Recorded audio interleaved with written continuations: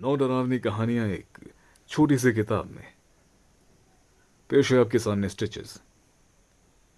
सारी कहानियां हीरो कात्सुकिहारा ने लिखी हैं और आर्टवर्क को देखकर कोई भी बता सकता है कि ये जुंजी ईतो का काम है।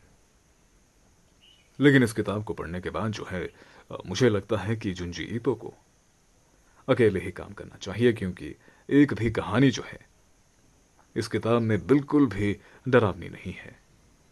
क्योंकि आज भी मैं रात को 12 बजे, 1:30 बजे, 2 बजे या फिर 3 बजे भी बिना डरे अकेले ही बाथरूम जा सकता हूं, और ना ही मेरे पलंग के नीचे कोई राक्षस है। कुछ कहानियां आपको शुरुआत में दिलचस्प लगेंगी, जैसे कि ये कहानी जिसमें यह लड़की और इसका पति शहर से दूर एक एकांत इलाके में एक बहुत ही खूबसूरत बंगले में रहने जाते हैं। लेकिन फिर कुछ समय के बाद इस लड़की के गले में एक अजीब से आदमी का चेहरा उगने लगता है, और फिर कुछ और देर पढ़ने के बाद जो है आपका सारा इंटरेस्ट खत्म हो जाएगा। इसके अलावा 3-4 और कहानियां इसमें हैं जो पढ़ने लायक हैं, लेकिन बहुत ही जल्दी जो है आप उन्हें भूल जाएंगे। लेकिन अगर इसमें दीपू मल्होत्रा की जीवन की असली डरावनी कहानी होती तो आज ये किताब बेस्ट सेलर होती, बहुत ही पॉपुलर होती। इस पर शायद एक एनिमे बनता और एक लाइव एक्शन फिल्म भी। लेकिन दीपू है कौन? दीपू एक म्यूजिशियन है, और जो उसके साथ हुआ वो कुछ ऐसा है। वो अपने दोस्त की शादी में गया हुआ था और उस शादी से निकलने में उसे बहुत ही ज्यादा देरी हो गई। लगभग रात के 12:30 जो है बज जाते हैं, और रात के 12:30 बजे जो है दीपू उस शादी से अपने घर की ओर निकलता है अपनी बाइक पर। लेकिन बीच रास्ते में उसकी बाइक एकदम बंद पड़ जाती है, खराब हो जाती है, और तभी अचानक बारिश भी शुरू हो जाती है और रात और भी ज्यादा अंधेरी होती जाती है। गुजरती हुई गाड़ियों से वो लिफ्ट मांगने की कोशिश करता है, लेकिन कोई भी लिफ्ट जो है उसे नहीं मिलती।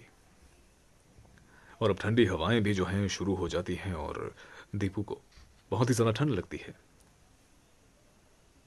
और वो इलाका एकदम शांत और भी ज्यादा एकांत होता जाता है। अब उसे जो है बहुत ही ज्यादा डर लग रहा था, लेकिन तभी सामने से उसे एक कार आती हुई नजर आती है। बहुत ही धीमी रफ्तार से जो है वो चल रही होती है, और जैसे ही वो कार उसके सामने रुकती है, वो बिना कुछ सोचे समझे उस कार का दरवाजा खोलता है और सीधा उसकी पिछली सीट में जाकर बैठ जाता है।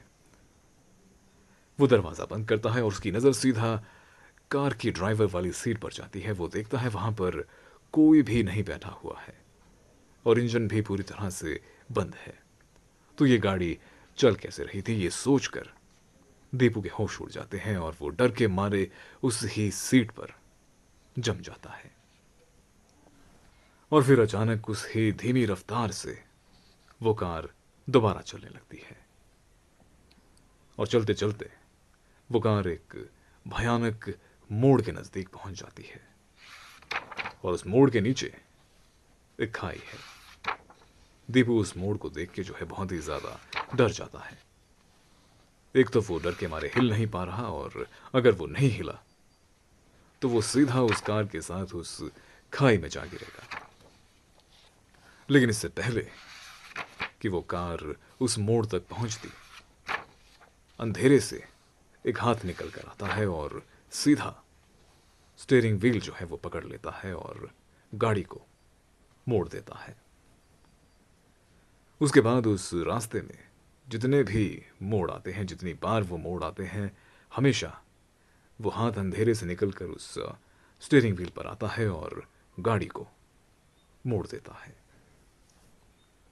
और अब वो गाड़ी जो है एक ढाबे के नजदीक पहुंच जाती है, और उस ढाबे की जगमगाती हुई लाइट्स को देखकर दीपू के अंदर एक जोश सा जाग उठता है, और वो उन लाइट्स को देखकर बहुत ही ज्यादा खुश हो जाता है, और वो सीधा उस कार की खिड़की से बाहर कूदकर उस ढाबे की ओर भागता है, एकदम गीला, भीगा हुआ।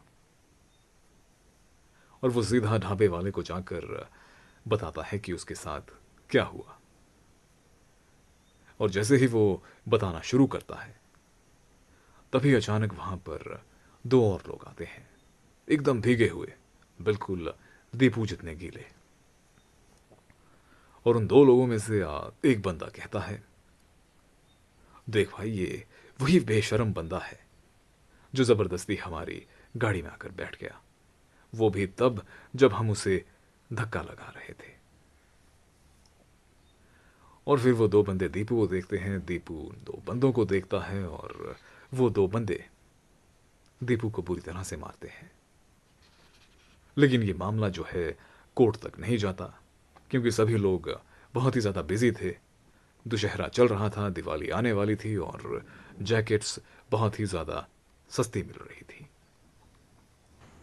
और आज भी दीपू जो है जिंदा है और सदमे में है। आप देख सकते हैं किस तरह से वो घास के ढेर के सामने इस पहाड़ी पर खड़ा हुआ है।